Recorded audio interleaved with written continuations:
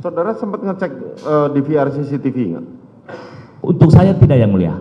Tapi pada saat saudara diperintahkan oleh saudara AKP Samuel tadi, terus dihalangi oleh saudara Sambo, saudara tidak melakukan? Betul, Yang Mulia. Pak AKP Faisal sempat memerintahkan kami untuk melakukan pemeriksaan DVR, namun karena ada kalimat yang diucapkan sehingga kami tidak melakukan.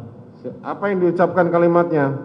Seperti yang Pak Rifaisal tadi sampaikan bahwa CCTV sudah mati kurang lebih 2 atau 3 minggu atau 3 bulan, saya lupa, Yang Mulia.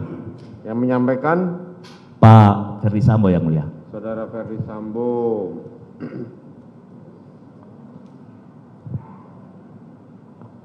Saudara ikut melakukan pemeriksaan terhadap para saksi di kantor Biro Propam, di kantor Provos dan pada hari Sabtu kurang lebih 09.00 WIB kami bersama-sama Pak AKP Faisal, Pak Ibda Endra, Pak Aibda Ridwan Janari dan Aibtu Ali Ahmadi ke Paminal Mabes Polri.